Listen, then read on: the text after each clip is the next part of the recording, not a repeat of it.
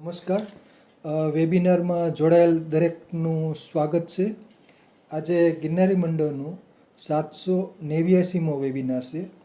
વક્તા છે અમદાવાદના વૈદ્ય શ્રીમતી પૂજાબેન શાહ મેડમ, જેઓ આપણને આજે મારા ચિકિત્સકીય અનુભવો ભાગ 3 માય ક્લિનિકલ એક્સપિરિયન્સીસ પાર્ટ 3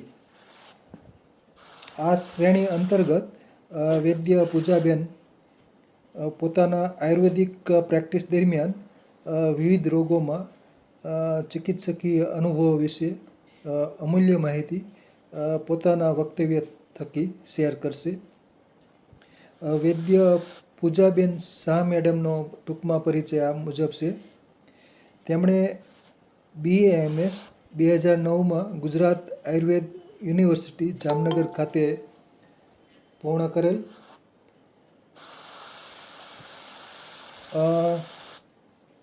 પછી તેમણે ફૂટ રિફ્લેક્સોલોજી, સુજોક અને રેકીમાં પણ ડિપ્લોમા કરેલ છે.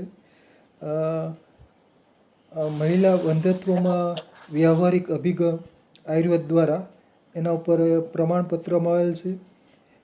150થી વધુ દેશોમાં વિવિધ દર્દીઓને માર્ગદર્શન આપેલ છે. અનેક ફ્રી હેલ્થ ચેકઅપ કાર્યક્રમો કરેલ છે. કોરોના દરમિયાન આયુર્વેદિક ઇમરજન્સી કિટનું વિતરણ કરેલ છે. આયુર્વેદ આહાર સલાહકાર તરીકે પણ એમને બેસ્ટ આયુર્વેદિક ક્લિનિક એવોર્ડ મળેલ છે. હેમચંદ્રાચાર્ય ગુરુકુલમમાં આયુર્વેદ માટે તેમણે ઓનરરી લેક્ચરર તરીકે પણ એમની નિમણૂક થયેલ છે. ટેરાપંથ સાર્વજનિક આયુર્વેદિક ઔષધાલય અમદાવાદમાં આવેલ છે, ઇન્કમટેક્સ ઉસ્માનપુરામાં. તેમાં તેઓ 18 વર્ષથી સેવા આપી રહેલ છે. નાડીવેદ તરીકે તેઓ જાણીતા છે. કેન્સર અને કોમા સ્પેશિયાલિસ્ટ તરીકે એમણે જાણીતા છે. તો વૈદ્ય પૂજાબેન શાહ મેડમને વિનંતી કે તેઓ પોતાનું વક્તવ્ય હવે શરૂ કરી શકે છે. નમસ્કાર મેડમ. જય ધન્વંતરી.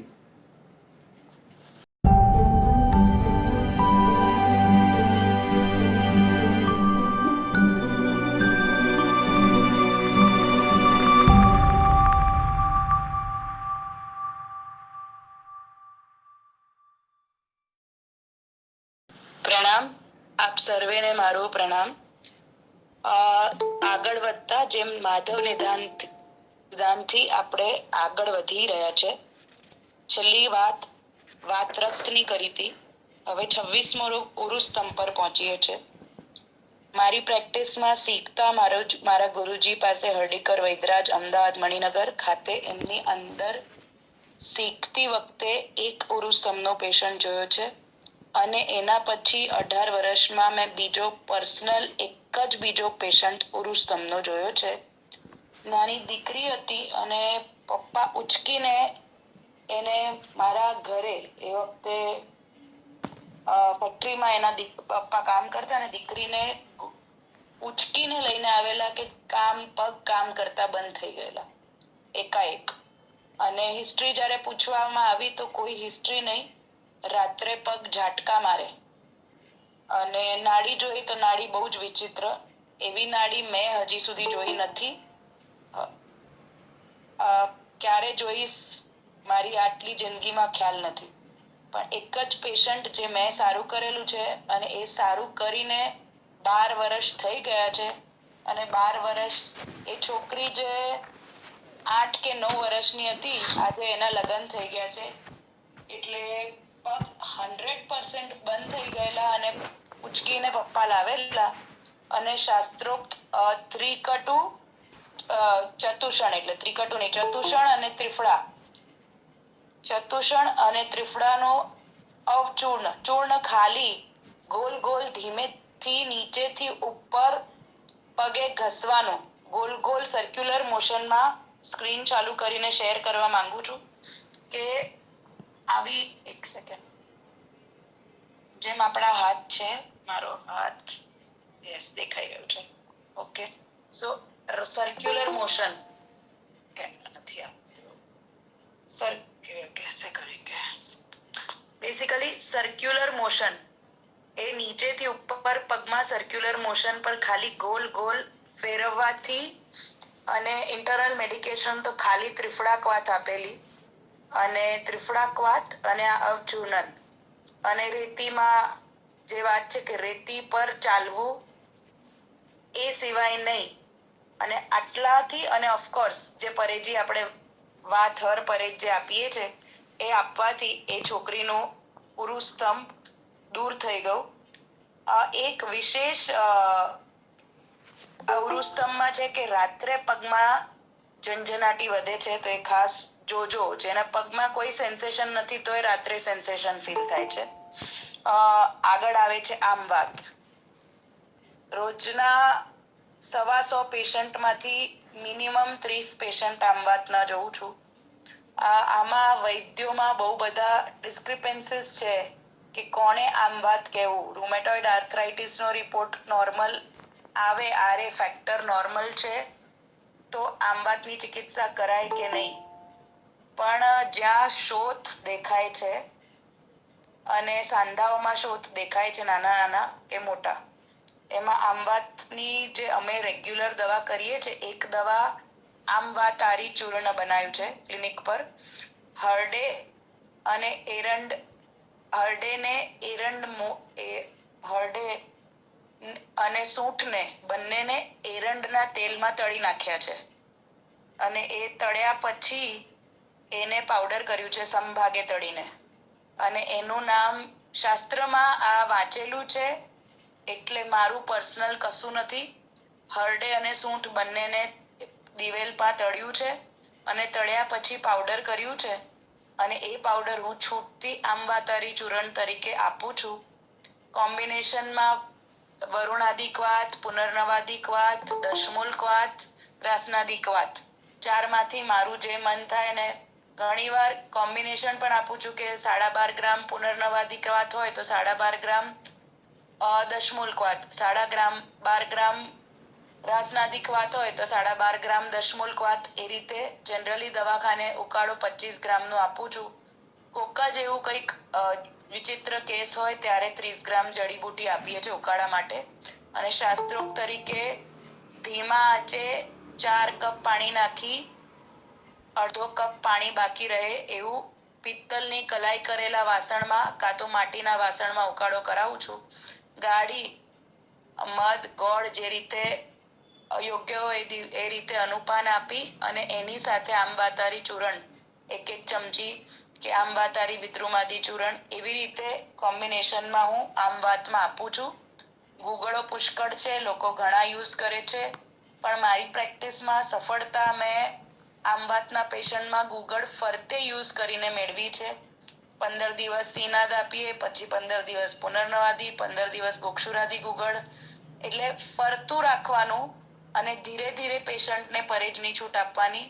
પરેજ બહુ જ કડક. હું ઘઉં પણ બંધ કરાવું છું જ્યારે આમ વાતનો પેશન્ટ છે ત્યારે. અને 15 દિવસમાં ધીરે ધીરે એક પહેલું અઠવાડિયે ઘઉંની 2 રોટલી 2 ખાખરા. પણ જ્યારે પણ હું ઘઉંની છૂટ આપું છું ત્યારે એક ખાસ યાદ રાખો કે મારા ત્યાં ક્લિનિકમાં 100% જ્યાં જ્યાં ઘઉંની રોટલીની છૂટ છે કે ઘઉંના ખાખરાની છૂટ છે ત્યારે મીઠા વગરની ઘઉંની રોટલી કે મીઠા વગરના ઘઉંના ખાખરા. અમે લોકો મારી ગુરુજીની પરંપરામાં એવું માનતા કે લોટમાં મીઠું નાખીને પછી લોટ બનાવીને રાખીએ તો એમાં વાયુનું પ્રમાણ વધે છે. એટલે જ્યાં જ્યાં લોટ અને મીઠું અને પાણી મિક્સ થાય ત્યારે ફૂલવાનો એ વસ્તુ ફૂલાવે. એટલે બીમારીઓમાં જ્યારે પણ અમે તો રોજમાં લોટમાં મીઠું નથી નાખતા અને ભાતમાં મીઠું નથી નાખતા, દાળ શાકમાં જ મીઠું નાખીએ છીએ. આ પરેજ મારી પાસે આવતું કોઈ પણ દર્દીને આ ફિક્સ પરેજ છે કે લોટમાં મીઠું નાખવું નહીં. આમ વાતની જ્યારે વાત કરી ત્યારે હું બહુ જ ઇઝીલી એ ફિક્સ રાખું છું કે તમારે આમ વાત થયો છે તો તેલ ઘસવો નહીં, માલિશ કરવી નહીં. મહાનારાયણ કે ચંદન બલા કે પંચગુણ તેલ કે નિર્ગુંડી તેલ બધું હલકા હાથે એકદમ ચોપડી અને પાન મૂકી, નગોડના પાન, નગોડના પાન, સરગવાના પાન, ગુલમોહરના પાન અને તાંદરજાના પાન, કશું જ ના મળે તો છેલ્લે આંકડાના પાન, આ બધા પાન ત્યાં મૂકી અને પતલો કપડો મૂકી હળકા હાથે ગરમ પાણીના કોથળીનું કાં તો ગોટાનું કપડાના ગોટાનું શેક કરાવીએ છે અને 2-5 મિનિટ, કઈ કલાક કે અડધો કલાક શેક આપતા નથી તો એનાથી બહુ જ સારો ફેર પડે છે. અને ખટાશમાં 2.5-2.5 મહિના ધીરે ધીરે પરેજ છોડું છું. વટાણા, વાલોડ, પાપડી, ટામેટા એ બધું ધીરે ધીરે, કઠોળ, મગ અને તુવેર સિવાયના બધા ધીરે ધીરે છોડીએ છે. છેલ્લે 2-2.5 મહિનામાં બધા જ સાંધા જે વળી ગયેલા, દુખતા બહુ હતા, ડિસફિગર, આંગળીઓ ડિસ શેપ થઈ ગઈ હોય, એ બધી જ વસ્તુમાં આમલી, અમચૂર, કાચી કેરી, ચાટ મસાલા, બેસન, નમકીન અને દહીં આટલું બંધ કરું છું. એટલું યાદ રાખજો, બેસન નમકીન બંધ કરું છું, શેકેલા ચણાની ના નથી પાડતી અને ચણાના લોટની મીઠાઈની ના નથી પાડતી. જ્યારે મેં પહેલા પણ કીધું, લોટ અને મીઠું ભળે ત્યારે એનું વાયડું જુદું જ પ્રકારનું થાય છે. એટલે બેસન કે નમકીન કે ના બોલતી. અને આ 6 જે વસ્તુ મેં કીધી, દહીં, છાશ, આમલી, અમચૂર, કાચી કેરી, ચાટ મસાલા, બેસન નમકીન, રાજમા અને છોલે, આ સિક્વેન્શિયલી જ્યારે ટ્રીટમેન્ટ પતી જાય ને there is 0 સોજો અને દર્દી એકદમ કહે કે આખા શરીરમાં એક પણ અંગમાં ક્યાંય દુખતું નથી, ધીરે ધીરે દવા પણ ઓછી કરું છું, ઓલ્ટરનેટ દવા કરું છું, પછી 3 દિવસે એકવાર આપું છું. છેલ્લે પેશન્ટને બંધ કર્યા પછી 1 વર્ષ હું ઋતુ હરિતકીનો પ્રયોગ કરાવું છું. શાસ્ત્રમાં હરડેનો પ્રયોગ સવારે દરેક ઋતુમાં જુદા જુદા અનુપાનો સાથે છે. ષડ ઋતુમાં ષડ અનુપાનો છે. તો એ રીતે અનુપાન સાથે 1 વર્ષ પાછું આમ વાતના પેશન્ટને પાછો આમ વાત ના થઈ જાય એટલે 3 કે 4 મહિના કે 5 મહિનામાં ટ્રીટમેન્ટ ક્લોઝ કરી 1 વર્ષ આખું આ ઋતુ હરિતકીનો પ્રયોગ કરું છું.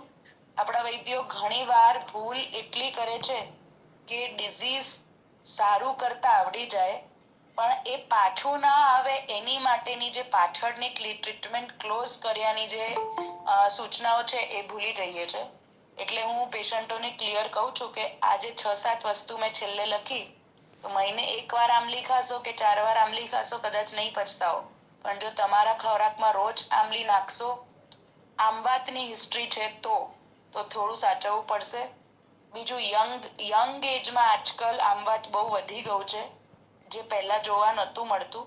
એટલે એ એક જે 20 to 40 ના બ્રેકેટમાં જે આમવાત વધ્યું છે એમાં હમણાં નોટ કરવામાં चाइनीज सोया और विनेगर और जो पैकेज फूड बहुत खाते हैं એમાં એક આ એક્સ્ટ્રા જોવા મળ્યું છે. એટલે એ લોકોની પરેજમાં સોયા વિનેગર અને ચીઝની પણ પરેજ આપવી પડે છે.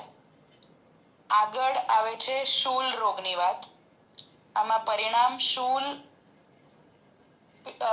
પિત્તાશયની પથરી અને પેન્ક્રિયાટાઇટિસ, આ 3 વસ્તુ થોડીક સમજવા જેવી છે.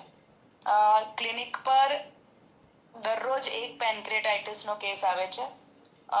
એમાં એન્ઝાઇમ એ લોકોની વધેલી હોય, બહુ જ વધારે પડતી, અને પેન્ક્રિયાટાઇટિક એન્ઝાઇમના એ લોકો ઇન્જેક્ટેબલ પણ લે છે ઘણીવાર એનું ઓરલ સપોઝિટ લે છે. ઓરલ કોઈ પણ હિસાબે જ્યારે પેન્ક્રિયાટાઇટિસ માં દુખાવા વધે છે, એમાં જે એ શૂલ થાય છે ત્યારે દર્દીને કોઈ પણ રીતે ચેન નથી પડતું. એ વખતે પેન્ક્રિયાટાઇટિસ શૂલનો શ્રેષ્ઠમાં શ્રેષ્ઠ ઈલાજ જે હું રોજ યુઝ કરું છું એ છે દશમૂલ કાઢો. એટલે દશમૂલ સાથે પછી તો હિંગવાષ્ટક છે કે અગ્નિતુંડી વટી છે કે આમ પાચન વટી છે કે સૂટશેખર રસ છે, આ બધા જ વૈદ્યો યુઝ કરે છે રેગ્યુલરલી. પણ આને ખાલી ટેકનિક એટલી કહેવી છે કે પેન્ક્રિયાટાઇટિસમાં સૌથી પહેલા હું ખોરાક, મોડર્ન ટ્રીટમેન્ટમાં જ્યારે તમારે અક્યુટ પેન્ક્રિયાટાઇટિસનો અટેક આવે ત્યારે લોકો નીલ બાય માઉથ કરાવે છે, NBM, અને ખાલી બાટલા પર 2 કે 3 દિવસ સુધી પેશન્ટને રાખે છે. આપણા વૈદ્યોએ જરાય ગભરાવાની જરૂર નથી. હોસ્પિટલથી રજા લઈને મારા પાસે ક્લિનિક પર આવે છે લોકો, એટલે નીલબાઈ માઉથની જગ્યાએ અમે લોકો એને ગાયના દૂધ કે બકરીનો દૂધ, દેશી પપૈયું અને કણકીના ભાત, આ 3 વસ્તુ પર 2 કે 3 દિવસ રાખીએ છીએ અને દશમૂલ કાઢો આપીએ છીએ. આમ પાચન સૂટશેખર આપું છું. જમતા પહેલા અર્શકુઠાર 2 ગોળી આપું છું કે શંખવટી આપું છું. અને પેશન્ટ આ બધી જ વસ્તુઓ, હું શંખવટી કહું કે અગ્નિતુંડી વટી કહું, બધી જ રસ ઔષધિ છે. એટલે આગળ પાછળ રસ ઔષધિ યુઝ કરતા જેને ન આવડતી હોય, માપ સમજવું પડે કે પેશન્ટને તમારે 1 ટીકડી ક્યારે આપવી, 2 ક્યારે આપવી, 3 ક્યારે આપવી, મધ સાથે ક્યારે આપવી, લીંબુ સાકર સાથે ક્યારે આપવી, હિંગવાષ્ટક ઘી ભાત સાથે ક્યારે આપવું, પાણી સાથે ક્યારે આપવું. ભયંકર પેન્ક્રિયાટાઇટિસ નો દુખાવો થતો હોય, 2 ગોળી અગ્નિતુંડી વાટીને મધમાં ચટાડો, 5 જ મિનિટમાં પેશન્ટ કહેશે કે દુખાવો 50% બેન ઓછો થઈ ગયો. પેટ પર દિવેલ ચોપડી, જ્યાં દુખતું બહુ હોય, આંકડાનો પાન મૂકીને ઉપરની બાજુ ધીરે ધીરે ગરમ પાણીની કોથળીથી શેક કરીએ છીએ. ખોરાક ટાઈમિંગ ચેન્જ કરાવીએ છીએ. એની સાથે સાથે રસ ઔષધિમાં જેમ મેં કીધું કે વાકુ મુતારી, પહેલા ગયા સેમિનારમાં પણ હું બોલી હતી, આ સેમિનારમાં પણ બોલીશ. વાળ, કોળો, મૂળા, તાંદળજો અને રીંગણ, જ્યાં જ્યાં રસ ઔષધિ નો યુઝ થાય છે, આ વાકુ મુતારી અને કકાર વાળા વર્ગો, જેમ એટલે કે કંકોડા, કારેલા, કાકડી, આ બધું સાચવીને યોગ્ય અયોગ્યતા પ્લસ માઇનસ જોઈને આપવું પડે. બીજું, રસ ઔષધિ યુઝ કરતા જે સિઝનમાં યુઝ કરીએ છીએ એનું પણ ધ્યાન રાખવું પડે. મારી પ્રેક્ટિસમાં હું સોનાની દવાઓ એવરીડે યુઝ કરું છું. સુવર્ણ વસંત માલતી, સુવર્ણ વસંત કુસુમાકર રસ, સુવર્ણ બ્રાહ્મી વટી, સુવર્ણ મકરધ્વજ વટી અને સુવર્ણ લક્ષ્મી વિલાસ રસ. દર 5 માંથી એક પેશન્ટને આમાંથી 5 માંથી કોઈ પણ એક વસ્તુ આપું છું. પણ એ યાદ રાખવું જોઈએ કે જ્યારે તમે ગોળી આપો છો, જો હમણાં ઉનાળાની સિઝનમાં ગોળી આપું છું, કોકને અડધી ગોળી આપવી પડે, કોકને 1 આખી ગોળી, એટલે 1 ગોળી 125 mg ની હોય છે. 1 ગ્રામમાં 8 ગોળી હોય છે અને એ 8 માંથી હું 2 ગોળી પણ આપી શકું, ગોળી પણ આપી શકું. એક ખાસ ધ્યાન રાખવાનું છે, પેન્ક્રિયાટાઇટિસમાં છૂટથી હું અશ્વગંચુકી રસ આપું છું. એટલે દશમૂલ સાથે સવાર સાંજ અડધી ગોળી અશ્વગંચુકી રસ, કાં તો 1 ગોળી અશ્વગંચુકી રસ. તો એ જે રેચન કરાવવાનું છે, પરિણામ શૂલ હોય, પેન્ક્રિયાટાઇટિસ હોય, એપેન્ડિસાઇટિસ હોય, અક્યુટ એપેન્ડિસેક્ટોમી કરવાની જગ્યાએ ખાલી 3 દિવસ દશમૂલ પર રાખ્યું હોય અને પરેજ કરાયું હોય અને પછી પાછળથી ધીરે ધીરે ભોજન ક્રમ વધારતા જઈને એકદમ સિવિયર અક્યુટ એપેન્ડિસાઇટિસ હોય ને અંદર પાકી ગયું હોય અને ડોક્ટર કે ફાટી જશે ને પેશન્ટ ક્રિટિકલ થઈ જશે, એવા કેસમાં પણ મેં દશમૂલ અને આ જ બધી વસ્તુ આપી છે અને બહુ જ સારા પરિણામો મળ્યા છે. એક એ જોવાનું છે. અને એક બીજું શેર કરવાનું હતું શૂલમાં. એક શૂલનું કારણ હોય છે પિત્તાશયની પથરી. હવે ઘણા લોકો, ઘણી બધી વૈદ્યોએ આ બાબતે ચર્ચા કરી છે. મારે ખાલી મારા ગુરુજીની વાત કરવી છે. અમે મૂત્રાશયની પથરી અને પિત્તાશયની પથરી બંનેને જુદું જુદું માનીએ છીએ અને બંનેની ટ્રીટમેન્ટ અને સમજવાની રીત પણ જુદી કહીએ છીએ.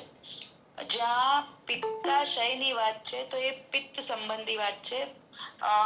अगर आप उसको मॉडर्न में गॉल ब्लैडर स्टोन समझते हैं या जीबी मल्टीपल स्टोन या स्मॉल स्टोन या जीबी स्ट्रिक्चर के सोजो गॉल ब्लैडर में, गॉल ब्लैडर के रखते जितनी भी बीमारियां हैं उसमें हम तीव्र रेचन कराते हैं.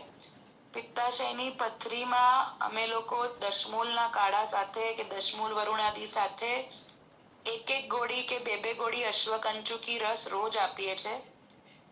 हम ये मानते हैं कि જે પિત્ત હોય છે એ ઝાડાના એટલે મળના જે નિષ્કાસનની ક્રિયા છે એમાં જ પિત્તનું નિષ્કાસન થશે અને એનું એનાથી જુદું મૂત્રાશયની પથરીમાં કિડની સ્ટોન્સ વખતે કે યુટ્રાઇન સ્ટોન્સ વખતે કે બ્લેડરમાં સ્ટોન્સ વખતે મૂત્રાશય પર જે કામ કરતી દવાઓ છે, મૂત્રલ જે દવાઓ છે, એ દવાઓ મૂત્રાશયની પથરીમાં કામ કરશે.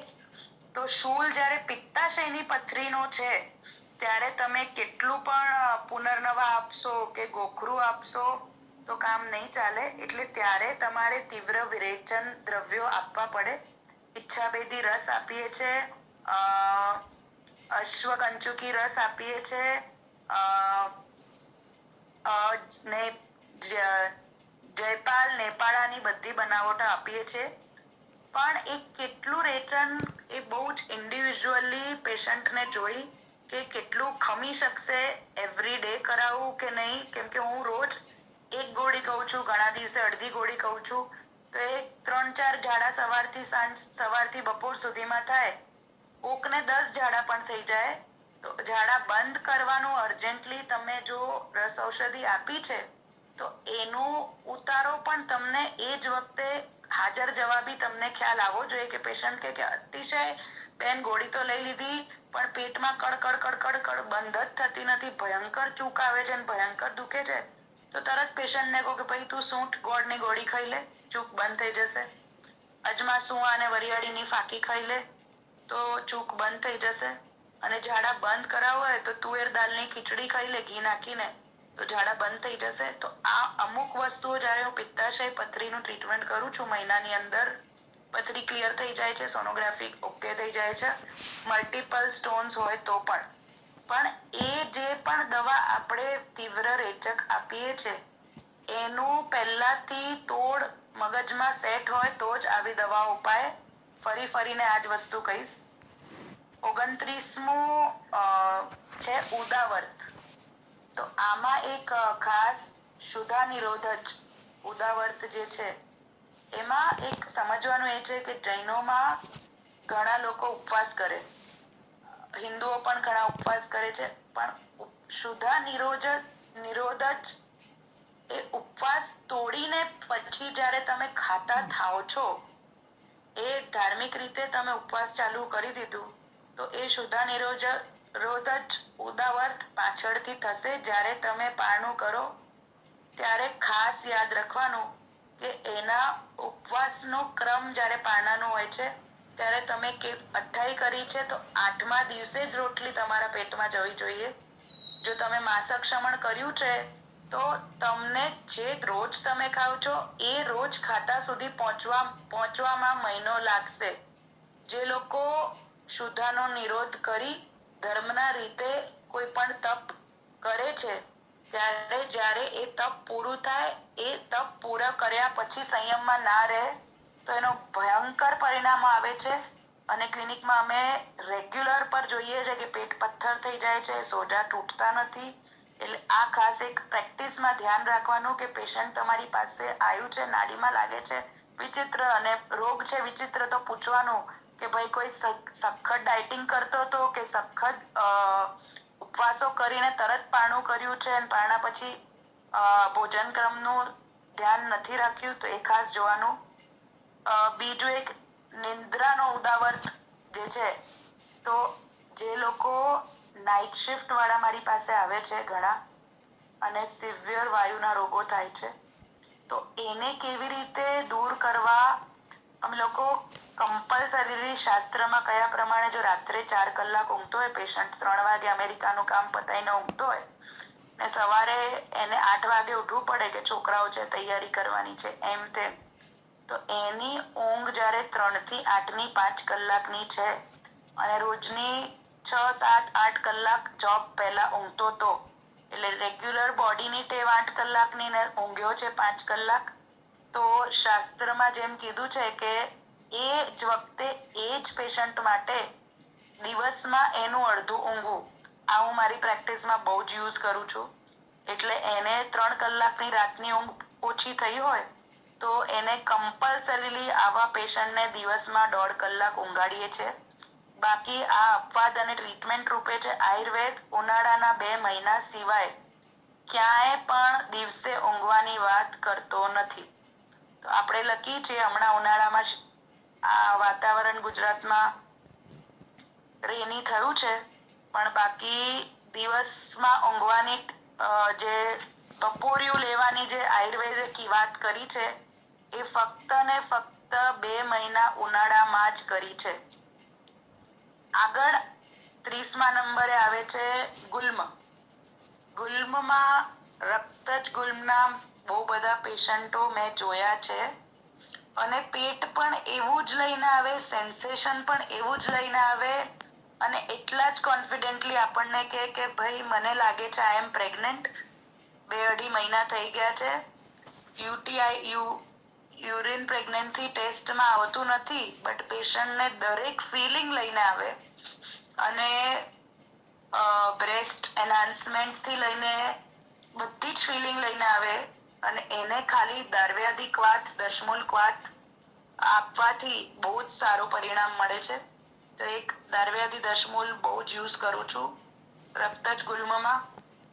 ઘણા લોકો ફાઇબ્રોઇડ્સ ને રક્તજ ગુલ્મની અંતર્ગત સમજે છે કે સમજવા માંગે છે, તો આ મારી સમજણની બહાર છે. રક્તજ ગુલ્મ હું જુદું માનું છું, પણ બીકોઝ આ વાત કરી છે તો અમે લોકો ફાઇબ્રોઇડની ટ્રીટમેન્ટ પણ દાર્વ્યાદિક વાતથી જ કરીએ છીએ.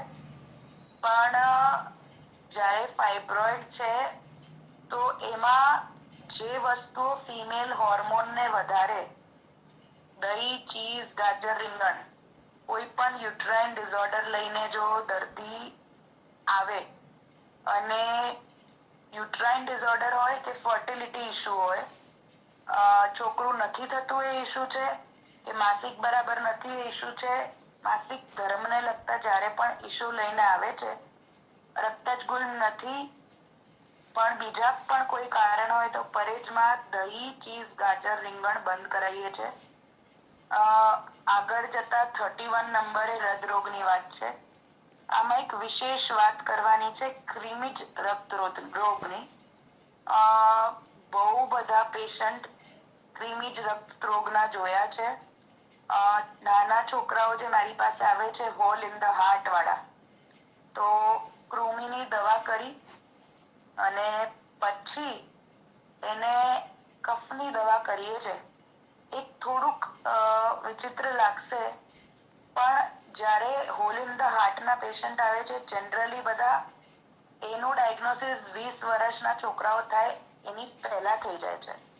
એ છોકરું બહુ રડે છે અને આખું બ્લુ થઈ જાય છે, ત્યારે ખબર પડે છે, એની સોનોગ્રાફી કરાવે કે ઇકોકાર્ડિયોગ્રામ કરાવે કે ECG કરાવે ત્યારે ખબર પડે છે કે ભાઈ ધબકારામાં કઈ પ્રોબ્લેમ છે, હાર્ટમાં કઈ પ્રોબ્લેમ છે. આગળ જતા સ્કેનિંગથી ખબર પડે છે કે ભાઈ હાર્ટમાં તો હોલ છે જ છે.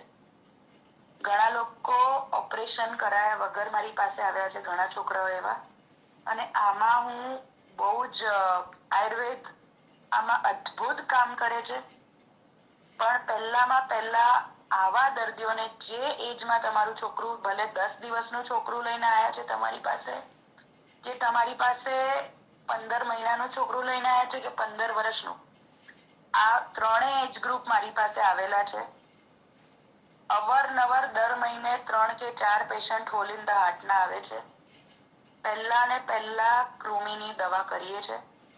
અઠવાડિયું 15 દિવસ કૃમિની દવા કર્યા પછી કફજ રોગોની દવા કરીએ છે અને એની સાથે હૃદય વસ્તુઓને જોડીએ છે અને ધીરે ધીરે જેમ છોકરું ગ્રો થાય, હું ફરી આમાં જણાવીશ કે hole in the heart is a developmental issue અને ડોક્ટરો કહે છે કે ડેવલપ થાય જ નહીં, હાર્ટ પુરાય નહીં.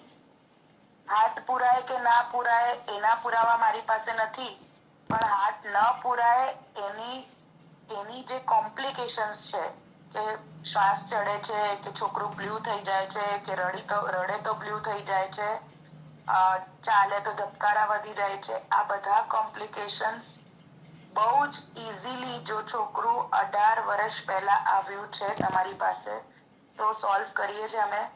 આમાં અમે દશમૂલક વાત is my choice of drug for all હૃદય પ્રોબ્લેમ્સ. એની સાથે સાથે લાગે તો શ્વાસારિક વાત આપીએ છીએ, લાગે તો ભોય રીંગણી જોડે આપીએ છીએ, લાગે તો ગળો જોડે આપીએ છીએ, લાગે તો પુનર્નવાષ્ટક વાત જોડે આપીએ છીએ.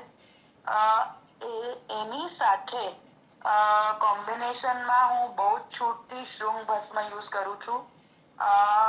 અને એમાં પણ મારું પ્રિયમાં પ્રિય છે કફકેતુ, જે મારું સિતોપલાદી અને તાલીસાદીનું કોમ્બિનેશન છે. અને એની સાથે હું શૃંગ ભસ્મ આપું છું. એ ગોઘૃતમાં આપું છું, કેમ કે ગોઘૃત પણ બહુ જ હૃદય છે. આમાં કમ્પલસરીલી હું રોજ એક દાડમ ખવડાવું છું. સીઝન ના હોય, દાડમ ના મળતું હોય તો લીંબુ, અડધું લીંબુ, એક લીંબુનો રસ રસોઈમાં બધે ઉપરથી નાખું. છોકરું જે જે ખાય એમાં લીંબુ નીચવીને ખવડાવું. એક આ છે. બીજોરાનું પણ છોકરુંને ભાવતું હોય તો બીજોરાનો રસ ઉપરથી છંટકાવું છું. જંગલી જંબીર લીંબુનો પણ રસ છંટકાવું છું. જો બી મિલતા હે એમાંથી એ બધું જ યુઝ કરીએ છીએ. એમાં સરગવાની 3 કે 2 સિંગી રોજ એ પણ યુઝ કરીએ છીએ. તો એક આ ખાસ જોવાનું છે હૃદરોગમાં. અને એક બીજું છે કાર્ડિયાક અસ્થમા. હવે આને તમે શ્વાસમાં ગણો છો, હૃદરોગમાં ગણો છો, મિક્સચર ગણો છો, એક થોડું સમજવા જેવું એ છે. વિચિત્ર એમાં એ છે કે અસ્થમા થાય, કોઈ પણ અસ્થમામાં અહીંયા જયારે તમક શ્વાસની વાત ચાલે છે તો મેં પહેલા ડિસ્કસ કર્યું હતું આ વસ્તુ કે શ્વાસ, વાત અને કફ ભેગા ના થાય ત્યારે ત્યાં સુધી ના થાય. ખાલી વાતથી શ્વાસ ના થાય અને ખાલી કફથી શ્વાસ ના થાય. ઓછો કે વધારે વાત કફ ભેગા થાય ત્યારે તમક થાય. તો એમાં એ જોવાનું કે એ જે એસ્થમા છે, કાર્ડિયાક એસ્થમા કરીને છે, જ્યારે હાર્ટ પર સોજો આવી જાય છે, એટલે એ પણ એક હૃદરોગનો પાર્ટ છે, પણ એ હાર્ટ પર સોજાથી આવે છે. એમાં પેશન્ટમાં વિશેષ નોટ કરવામાં આવે છે કે જનરલી ડાબા સાઈડે હાર્ટ હોય છે, એટલે ડાબા પગમાં, લેફ્ટ પગમાં સોજો, એ પેશન્ટને રાઈટ પગમાં સોજો જ ના હોય ને લેફ્ટ પગ પર સોજો હોય. તો એક ટિપિકલ ફીચર છે કાર્ડિયાક એસ્થમાના પેશન્ટ્સમાં. અને એમાં આપણે શ્વાસની બધી જ ચિકિત્સા સાથે સોજા ઉતારવાની ચિકિત્સા કરવામાં આવે છે. એટલે ઇફ આઈ ગીવ શ્વાસારી ક્વાથ ઓર પથ્યાદ ક્વાથ, તો એ શ્વાસારી પથ્યાદી સાથે હું કોમ્બિનેશનમાં પુનર્નવાદી કે વરુણાદી કે સાટોડી એકલી એ પણ આપું છું. એમાં શ્યોરલી હૃદય પર સોજો, હૃદય આવરણ સોજો, शोथ, इसको ट्रांसलेट करते तो पेरिकार्डियल, एंडोकार्डियल, हार्ट एनलार्जमेंट जो बोलते हैं. तो એમાં ખાસ સોજા ઉતારવાની દવાની સાથે સાથે મીઠા વગરના ભોજન પર રાખીએ છીએ, સોડિયમ મોનિટર કરીએ છીએ, અને જ્યારે ચાલુ કરાવીએ છીએ મીઠું ત્યારે સિંધવ મીઠું ચાલુ કરાવીએ છીએ. હૃદરોગમાં છૂટથી અર્જુન દૂધપાક ક્યારે નથી આપ્યું, ક્ષીરપાક. હું અર્જુનારિષ્ટ કે પાર્થારિષ્ટ પ્રેફર કરું છું. અને લંચ પછી 2 ચમચીમાં 2 ચમચી પાણી નાખીને, જનરલી આને લંચ પછી જ આપું છું, ડિનર પછી નથી આપતી. બીજું रक्त शूल, इमीडिएटली हार्ट अटैक लग रहा है या हार्ट बंद होने का लग रहा है या कार्डियक अरेस्ट लग रहा है, रस औषध, रस वैद्य એટલે મકરધ્વજમાં ખાસ મારી પ્રેક્ટિસ છે. મકરધ્વજ, સિદ્ધ મકરધ્વજ, 1 ગોળી મકરધ્વજ વાટી તરત આદુના રસમાં કે આદુના ટુકડા સાથે. હાર્ટ અટેક આમ તમને લાગતું હોય કે સોબિસિસ, પેલું જે આપણે જીભ નીચે લોકો નાખે છે, એ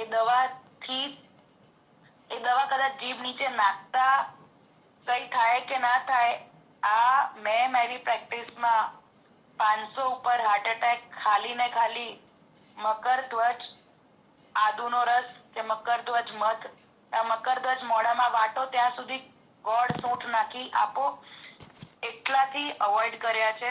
The impact of the heart attack gets diverted. તો એક ખાસ આ નોંધ લેવાનું છે. આ બહુ જ ઇઝીએસ્ટ રસ ઔષધિ છે ને, એ મોઢામાં મુકતા જ કામ કરે. એટલે જ્યાં સુધી પેશન્ટને ખબર પડે કે કઈ તકલીફ છે, લોકો બીજું કઈ રાખે એના કરતા મકરધ્વજ જોડે રાખવા જેવી છે.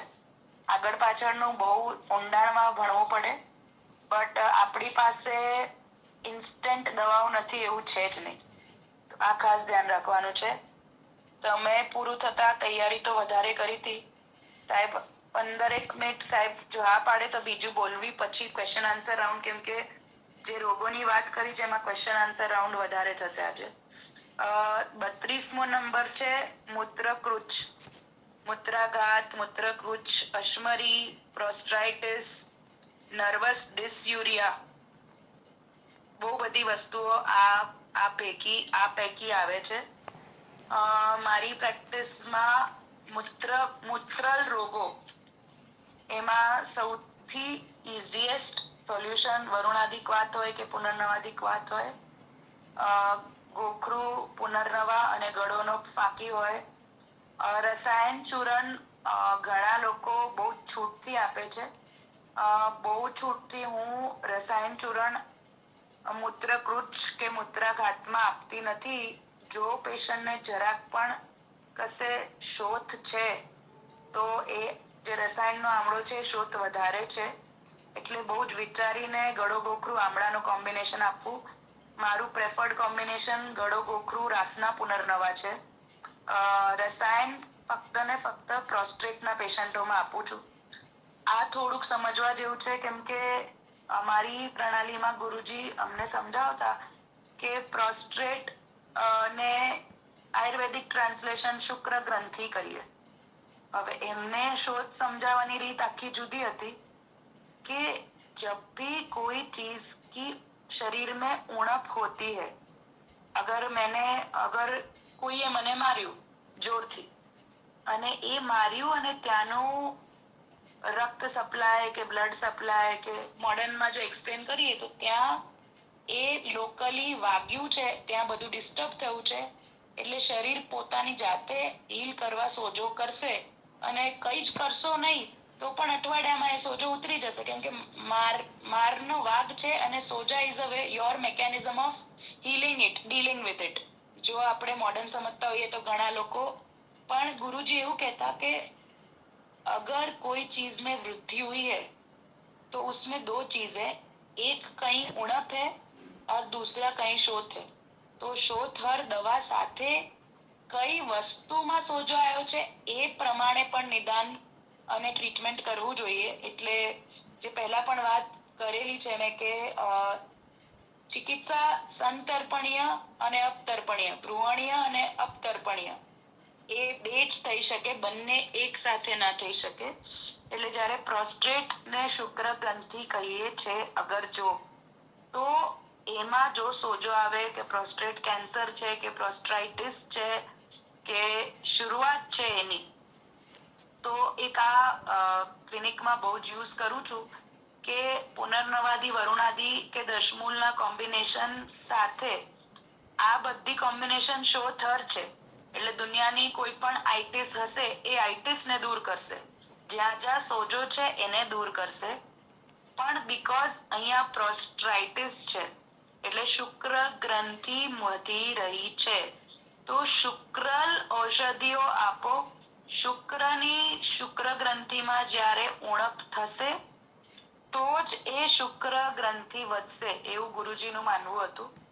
એટલે એની સાથે સાથે તમે શુક્રવલ્લભ રસ આપો, કાં તો વસંત માલતી આપો, કાં તો સુવર્ણ વાળું ચ્યવનપ્રાશ આપો. એટલે એ કોમ્બિનેશન જો એક સાથે થાય ત્યારે જ આ પ્રોસ્ટ્રાઇટિસમાં ફેર પડે. બાકી એકલી પુનર્નવા કે એકલું રસાયણ ચૂર્ણ ફેર પડે ના નથી, પણ જો ટ્રીટમેન્ટ કમ્પ્લીટ કરવી હોય તો શોથર અને શુક્રલ બંને કોમ્બિનેશન જ્યારે થાય ત્યારે પ્રોસ્ટ્રાઇટિસમાં બહુ જ ફેર પડે છે. એક બીજું મૂત્રાઘાતમાં એક છે નર્વસ ડિસયુરિયા, એટલે એક પેશાબની પણ બહુ જ બીક લાગીને પેશાબ થઈ ગયું, આખી રાત ઊંઘ ના આવી તો પેશાબ થઈ ગયું. કૃમિ એટલે તમને જ્યારે મૂત્રાઘાત લઈને પેશન્ટ આવે તો એ બહુ જ ઇમ્પોર્ટન્ટ છે કે સમજો કે એનું પેશાબ રોકાઈ કેમ ગયું છે. એક આવે છે યુટ્રાઇન પ્રોલેપ્સ ના લીધે લેડીઝ મારી પાસે ક્લિનિકમાં આવે છે કે બેન ખાંસતા ખાંસતા ખાંસી થઈ જાય અને ખાંસી સાથે સાથે પેશાબ નીકળી જાય, કાં તો પછી બાથરૂમ પહોંચતા પહેલા તો પેશાબનો ટીપા નીકળી જાય. આખું પેશાબ એક સાથે ના થાય, કરીને પાછા આવીએ અને થોડી વાર પછી તરત સેન્સેશન પાછું થાય. એટલે જ્યારે એ જેન્ટ્સમાં છે તેમ યુ નો કે પ્રોસ્ટેટમાં કોઈ પ્રોબ્લેમ છે, બટ આ વસ્તુ જ્યારે લેડીઝ કમ્પ્લેન લઈને આવે છે ત્યારે અમે એક માજુફલનો વોશ, માયાફલ વોશ, બહુ જ સારું અમેઝિંગ રિઝલ્ટ છે યુટ્રાઇન પ્રોલેપ્સમાં. ગ્રેડ 2 સુધી, ગ્રેડ 1, ગ્રેડ 2 અને ગ્રેડ 3 3 ટાઈપના યુટ્રાઇન પ્રોલેપ્સ હોય છે. આગળ વાંચશો તો ખ્યાલ આવી જ જશે. પણ ગ્રેડ 2 યુટ્રાઇન પ્રોલેપ્સ સુધી આમાં અમેઝિંગ રિઝલ્ટ મળ્યા છે. ફક્ત ને ફક્ત માજુ, એ 3-4 માજુ લઈ એક ગ્લાસ જેટલા પાણીમાં અધકચરા કરીને ઉકાળવા અને ઉકળો આવે એટલે થોડુંક ફટકડી નાખી અને પછી ગાળી અને એ પાણીથી પેશાબની જગ્યાએ જ્યારે વોશ કરીએ ત્યારે રેગ્યુલર વોશ 2 વાર કરવાનું રોજ. એ જ માજુ ફરીવાર ઉકાળાય અને એનાથી બહુ જ સારા રિઝલ્ટ મળે છે. ધીરે ધીરે ધીરે યુટ્રાઇન પ્રોલેપ્સમાં ફેર પડે તો સ્થાનિક મસલ ત્યાં સ્ટ્રેન્થન થાય એ જગ્યા, અને યુટ્રસ તમારું સ્ટ્રેન્થન થાય, તમારું બ્લેડર સ્ટ્રેન્થન થાય, અને આ જે ભાગવું પડે પ્રોલેપ્સના લીધે જે પેશાબ, એમાં બહુ જ ચેન્જ લાગે. મૂત્રકૃચ, મૂત્રાઘાતમાં ટ્રીટમેન્ટમાં હું જવ કડથીનું પાણી બહુ જ યુઝ કરું છું. કેસુડાનો શરબત કે કેસુડાનું પાણી પણ બહુ યુઝ કરું છું. સીઝન હોય ત્યારે કેસુડાનું કલ્ક લોકલી લગાડવાનું પણ યુઝ કરું છું. પેશાબ પેડ ઉપર લગાડી દો, ચોપડી દો એટલે પેશાબ છૂટથી થાય. કોમા પેશન્ટોમાં જ્યારે આવે કે ભાઈ કેન્સર અને કોમા પેશન્ટો જે લાસ્ટ સ્ટેજમાં મારી પાસે આવે ત્યારે ઘણાને કેથેટરના લીધે ઇન્ફેક્શનો થાય. તો એવા પેશન્ટને કેથેટર ચેન્જ કરાવીને પાછળથી જવકડથીનું પાણી જે રાયલ્સ ટ્યુબમાં કે પેગ જે લાખ્યું છે સ્ટમક પેગમાં આપીએ તો બહુ જ અમેઝિંગ રિઝલ્ટ હોય છે. એક પથરીમાં શોર્ટ કેટલી પણ દુખતી પથરી હશે, મારા ગુરુજીના એક શોર્ટ ફોર્મ્યુલા છે, દૂધ અને પીવાનો સોડા. એટલે જે ખાવાનો સોડા મળે છે પણ આજકલ તો इजीली पीने वाला सोडा बॉटल में मिलता है, किनले या कोई भी ब्रांड का बिस्लरी का. તો અડધો ગ્લાસ સોડા અને અડધો ગ્લાસ દૂધ મિક્સ કરીને, દર્દીનો ફોન આવે, ફોન મૂકે પહેલા એને આરામ થઈ જાય, દૂધ સોડા પીવડાવી દેવાનું. એ દિવસે 3 વાર પીવડાવવાનું, ખોરાક એકદમ હલકું કરાવી દેવાનું. તો ઇમિડિયેટલી જ્યાં પથરી ફસાયેલી છે ત્યાંથી સ્લાઇડ ખસી જશે. એટલે તમારી પાસે પેલું ડોક્ટર પાસે ભાગશે ને ઇન્જેક્શન લગાવવા, તમને એક બ્રીધર વિન્ડો મળી જશે. એ 2-3 દિવસ સુધી અપાય અને ધીરે ધીરે બાય ધ ટાઈમ તમે ઉકાળા આપો, ગોક્ષુરાદી આપો, જવખાર આપો, હજરત યહૂદ પિષ્ટી હું બહુ યુઝ કરું છું. તો એ બધું આપતા અશમરી તૂટે ત્યાં સુધીનું જે પેલું સિવિયર પેઇન છે તો એમરજન્સીમાં દૂધ સોડા યુઝ કરવાનું ગુરુજી કહેતા, અને મેં બહુ જ બધા પેશન્ટોમાં યુઝ કર્યું છે અને એના અમેઝિંગ રિઝલ્ટ છે. આજનું વક્તવ્ય અહીં 32 પર રોકી રાખીશ. આગળ પ્રમેય નિદાનમ નેક્સ્ટ સેમિનાર પ્રમેયથી શરૂ કરીશું. પ્રણામ અસ્તુ. સરસ. ખૂબ ખૂબ આભાર વૈદ્ય પૂજાબેન શાહ મેડમનો.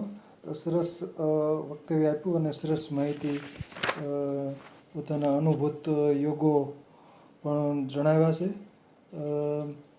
આમવાત, ઉરુસ્તંભ, પેનક્રાઇટિસ, પિત્તાશયની પથરી, પછી ગુલ્મ, હૃદયરોગ અને મૂત્રકૂચ એટલે પેશાબને લગતા બધા યુરોજેનિટલ ડિસઓર્ડર, મૂત્રકૂચ, મૂત્રાઘાત, પથરી અને પ્રોસ્ટેટ વૃદ્ધિને પ્રોસ્ટેટ ગ્રંથિના રોગો. તો સરસ રહ્યું વક્તવ્ય. હવે વૈદ્ય શ્રી વિનોદભાઈ ઠક્કર સાહેબને વિનંતી કે 2 શબ્દો કહેશે. નમસ્કાર પૂજાબેન.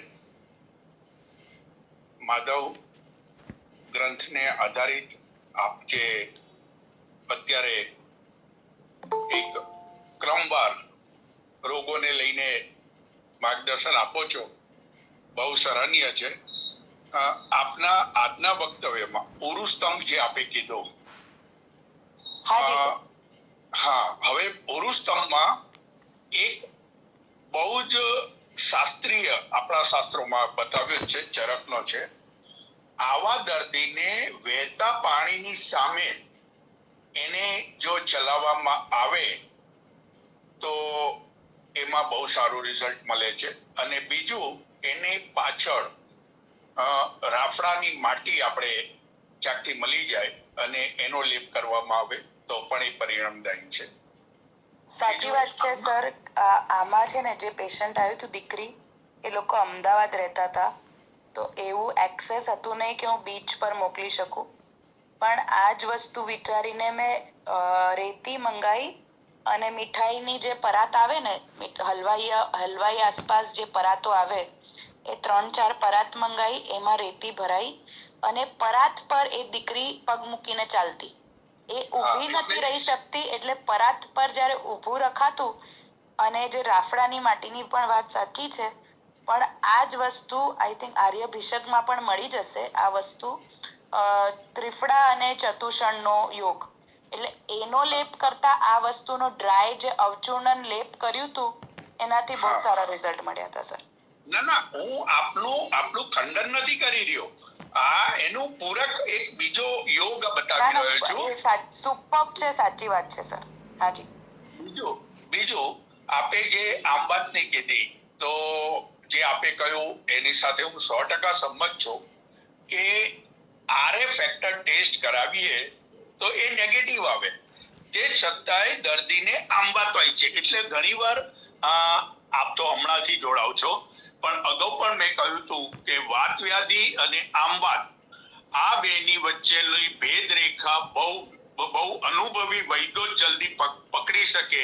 બાકી ઘણી જગ્યાએ વાત વ્યાધિની ટ્રીટમેન્ટ થાય અને રિઝલ્ટ ન દેખાય. ઘણીવાર આંબાતમાં પણ પ્રકૃતિ એટલે દેહ પ્રકૃતિ જે કહીએ જન્મજાત, એના ભેદના આધારે પણ પથ્યપાલનમાં ફેરફાર કરવો પડે છે અને પથ્યપાલન બદલાઈ જાય છે. આ એક વસ્તુ મારે જોડવાની હતી. અને જે આપે શોધ સાથે કહ્યું, સંધિ શોધ, એમાં પણ નાની સંધિઓ એટલે આંગળાઓની પગની શોધ સાથેનો દુખાવો થતો હોય તો પહેલા એ લક્ષમાં લેવું પડે કે છે. પછી આપે પેન્ક્રેટાઇટિસ કીધું. હવે પેન્ક્રેટાઇટિસનો આજે દિવસે દિવસે એટલો બધો વ્યાપ્ત વધી રહ્યો છે, અને મોડર્નમાં તો જે આપે કીધું એ પ્રમાણે બોટલ્સ એટલે સલાઈન ચડાવીને 2-3 દિવસ રાખે છે.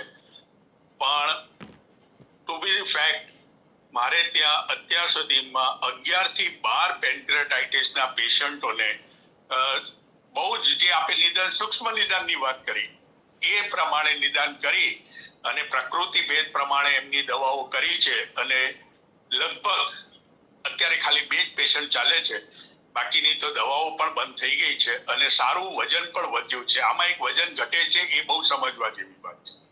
પછી આપે જે પ્રોસ્ટેટાઇટિસની વાત કરી, તો આયુર્વેદમાં એને અસ્થિલા કહે છે. અને પ્રોસ્ટેટાઇટિસ ને સમજવા માટે બહુ ટેકનિકલી આયુર્વેદ અને મેડિકલ સાયન્સ પ્રમાણે બહુ ભેદ દેખાય છે. આયુર્વેદ પ્રમાણે જે બતાવે છે એ જ પ્રમાણે જો નિદાન કરીને ચિકિત્સા થાય તો એમાં પરિણામ જાય. બીજું આપે પ્રોલેપ્સ ઓફ એક સર આમાં એડ કરવું છે, જે વાત રહી ગઈ છે. એક વાયુના રોગમાં કંપવાત કરીને રોગ આવે છે, તો એ કંપવાત, જ્યારે લાસ્ટ સેમિનારમાં વાયુના રોગોની વાત હતી, તો આ એક મેં મારી પ્રેક્ટિસમાં નોટ કર્યું છે કે કંપવાતના રોગીમાં જ્યારે સૂક્ષ્મ રીતે જોવા જઈએ ત્યારે ઘણીવાર પ્રોસ્ટ્રાઇટિસ પણ હોય છે. અને શુક્રલ દ્રવ્યો આપવાથી, એ તો લખ્યું જ છે કે કૌચાપા કાપશો અને કંપવાત મટી જશે, કે કૌચા એને ખોરાકમાં એડ કરશો તો કંપવાત મટશે, પણ એ કંપવાતમાં પણ એક આ ખાસ નોંધ કરવાની છે કે જેમ પ્રોસ્ટેટમાં શુક્રલ એડ કરીએ છે, એ કંપવાતમાં પૌરુષત્વ ઘટે ત્યારે કંપવાત વધે. તો એક આ શુક્રલ દ્રવ્યો ટ્રીટમેન્ટમાં ભૂલવાના નહીં. જી અસ્તુ. હા, આપે જે અત્યારે જે વાત કરી ને એટલે મોડર્નમાં એને પાર્કિન્સન કહે છે, આપણે કહીએ છીએ, અને આપણામાં કંપવાત કીધો છે. હવે મેડિકલ સાયન્સ તો એ પ્રમાણે કહે છે કે એની કોઈ દવા નથી, પણ આપ પણ અનુભવી છો અને મારી પાસે પણ એનો અભ્યાસ છે. કંપવાતના દર્દીઓ જો ધીરજ રાખીને 4-6 મહિના આયુર્વેદ પ્રમાણે જો ચિકિત્સા કરે તો અવશ્ય એને સારામાં સારો લાભ મળી શકે એવો હોય છે. અને આપે જે ઔષધ બતાવ્યું કૌચા, એટલું કૌચા નહીં, આપણી પાસે ઘણા બધા યોગો છે, ઘણા બધા છે સર, ઘણા બધા છે. એટલે કૌચાની સાથે જે આપે બલ્ય અને એમાંય જે અમુક શુક્રવર્ધક જે આપે કહ્યું એ અવશ્ય એમાં ઉપયોગી બને. અને છેલ્લે જે આપે જે આનું શૂલની વાત કરી, એટલે શૂલ વચ્ચે લીધું હતું, પણ હું મારા વક્તવ્યમાં કહી રહ્યો છું કે શૂલની અંદર આજે પણ એટલા બધા મતભેદો મેડિકલ સાયન્સ અને આયુર્વેદની વચ્ચે છે કે એ લોકોની વચ્ચે આપણે લાંબી લીટી કરીએ છીએ, પણ શૂલના નિદાન માટે પણ અનુભવ બહુ અગત્યનો છે. કારણ કે શૂલ દેખાય છે ઉદરમાં જ, પણ એને ડાયગ્નાઇઝ કરવું અને કઈ રીતનું કયા ઓર્ગન સાથે શૂલ વધી રહ્યો છે એ લાક્ષણિક રીતે ઊંડા અભ્યાસના પરિણામે આપણે નિદાન કરી શકીએ. બાકી આપનું વક્તવ્ય બહુ સરળ હોય છે, સમજાય એવું હોય છે, પણ જેમ આપે કહ્યું છો અને અમે પણ કહીએ છીએ કે રસ ઔષધ એ ખાલી સાંભળાથી વાપરવાની નથી. એના માટે જરૂર પડે તો વૈદ્યકીય માર્ગદર્શન લઈને આગળ વધવું જોઈએ. કારણ કે સારા પરિણામની આશા કરીએ પણ વિપરીત પરિણામ પણ સાથે જોડાયેલા હોય છે. આટલું કહીને વિરામ લઈશ. અસ્તુ. વાહ વાહ, સરસ. ખૂબ ખૂબ આભાર પૂરક માહિતી આપવા બદલ. ખાસ કરીને આજના જે રોગો છે એના અનુસંધાને જ પ્રશ્ન પૂછવા જોઈએ. તો આમ વાત છે, આમ વાતના પણ કેટલાક પ્રકારો હોય છે ને મેડમ? હાજી સર. રૂમેટોઇડ ને બધા અલગ અલગ આમ વાત. સર અમુક બહુ બધા વૈદ્યો અને ડોક્ટરો આમાં ભૂલ કરે છે. ઓસ્ટિયો આર્થરાઇટિસ, રૂમેટોઇડ આર્થરાઇટિસ, સાંધાના ઘસારા, ગઠિયોવા, ગાઉટી આર્થરાઇટિસ, આ બધા નામો છે. ઓસ્ટિયાપેનિયા, આ બધાની ખીચડી કરે છે. એટલે આમાં બહુ જ ફાઇન લાઈન છે કે તમારે સાચે જો ઘસારો લઈને આવ્યો છે ને શોર્ટ પેન લઈને આવ્યો છે, ત્યારે રાસનાદી કાળો દિવેલ સાથે આપવો, સૂંઠનો કાળો દિવેલ સાથે આપવો, ફક્ત ને ફક્ત એકલ ઔષધ સૂંઠનો કાળો દિવેલ સાથે આપવો, ફક્ત ને ફક્ત એકલ ઔષધ એરંડ મૂળનો કાળો આપવો, રાસનાદી અને વરુણાદીનો કોમ્બિનેશન આપવું, કે રાસનાદી અને દશમૂળનું કોમ્બિનેશન આપવું, કે બિલકુલ રાસના ન આપી ખાલી પુનર્નવા અને વરુણાદી આપવું, કે પુનર્નવા વરુણાદી અને દશમૂળ આપવું. એ જેમ જેમ વૈદ્યો પેશન્ટ જોતા જાય એમ એમાં ક્લિયર થતું જાય. અને ઘણીવાર એક પણ દવા ના આપી ખાલી ને ખાલી ગળોનો ઉકાળો આપવો અને ગળોના ઉકાળા સાથે આંબાતારી જે મેં વાત કરી હતી એનું કોમ્બિનેશન આપવાથી પણ દર્દીઓ સાજા થાય છે. તો એ ખાસ નોંધ લેવી. બરાબર, સરસ સરસ. અને આમાં એક જે ભૂલ લોકો કરે છે, રૂમેટોઇડ આર્થરાઇટિસમાં ફિઝિયોથેરાપિસ્ટ પાસે જવાની. જ્યારે પણ સોજો હોય અને પેશન્ટ એની એક્સરસાઇઝ કરવા જાય તો સોજો વધી જાય, દુખાવા વધી જાય. તો ખાસ કરીને રૂમેટોઇડ આર્થરાઇટિસ વાળાએ ફિઝિયો ન કરવી, આરામ કરી સોજા ઉતારવા દેવું અને તેલ ચોપડી એને માલિશ પણ ન કરવી. ઓસ્ટિયો આર્થરાઇટિસ વાળાને માલિશ મટાડે. રૂમેટોઇડ આર્થરાઇટિસને માલિશ કરાવી દો તો પેન દુખાવા વધી જશે. તો એક થોડીક તફાવતો એકદમ ક્લિયર કટ ચિકિત્સકે ધ્યાન રાખવી. અસ્તુ. વાહ વાહ, સરસ. મેડમ તમે સૂંઠનું હરડે તો દિવેલમાં તળીએ પણ સૂંઠ કેવી રીતે તળવાની? એટલે આખી આખી સૂંઠ અને હરડે બંને આખી તળવાની અને પછી જ વાટવાની. એટલે હું તો સૂંઠ હરડે તો હું આખી તળાવું જ છું. વિચારથી બોલું છું. ઓળખાણ પડી? હાજી બેન, પ્રણામ. હા બસ. સરસ.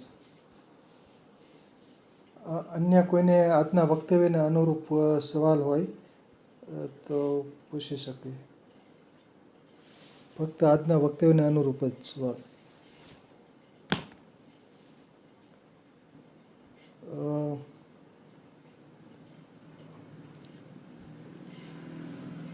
આમ તો હૃદય રોગમાં શ્વાસ તો પ્રોબ્લેમ કદાચ રહેતો હોય છે, કદાચ કે કાર્ડિયાક અસ્થમામાં જ રહેશે મેડમ? સર, હૃદય રોગમાં જ્યારે હૃદય પોળું થયું છે એટલે હૃદય પર જો સોજો છે તો અસ્થમાનું પ્રમાણ વધે છે અને એમાં એક જ પગમાં સોજો આવે છે, એ ટિપિકલ છે. એમાં તમે કેટલું પણ દશમૂલ સાથે જો પુનર્નવા કે વરુણાદિ નહીં આપો તો એ મટતું નથી. તો એ ખાસ એક નોંધ કરવા છે. When the size of the heart increases, cardiomegaly કહીએ છીએ આને એલોપેથીમાં, અને હૃદયમાં સોજો આવે અને કાર્ડિયોમેગાલીના પેશન્ટ દશમૂલ પુનર્નવાદી કે દશમૂલ વરુણાદિ આપો અને એની સાથે તમે કોઈ પણ આમવાતારી આપો કે કડું આપો તો માય ડ્રગ ઓફ ચોઇસ આંબાતારી અને કડુનું કોમ્બિનેશન બહુ જ સારા રિઝલ્ટ આપે છે હૃદયના દરેક પાસામાં. અને Dashmool is for ever a drug of choice in હૃદરોગ. કેટલી પણ બ્લોકેજીસ હોય હૃદયમાં, ખાલી કડું દશમૂલ સાથે કડું આપીએ તો બ્લોકેજ ક્લિયર થઈ જાય છે. અસ્તુ. વાહ વાહ, સરસ. બોલો ઠક્કર સાહેબ. બેને બહુ સરસ વાત કરી. હૃદય રોગની વાતમાં એન્જાઇના પ્રેક્ટોરિસ, રુત્સુલ, આ એક એવી તકલીફ છે કે જ્યારે ઉપડે ત્યારે દર્દીને બેચેની કરી નાખે. એટલે એમાં પણ નિદાનમ પરિવર્જનમનો સિદ્ધાંત બહુ સમજવા જેવો છે અને શાસ્ત્રએ જે રીતે બતાવ્યું છે, સામાન્ય રીતે ન વાતે ન સુલભ, આવું આપણે એક સૂત્ર જનરલમાં જોઈએ છે. પણ હૃદય રોગના જેટલા પણ સૂલ હોય છે એ વાત સૂલ કરતા કફ વાત મિશ્રિત હોય છે.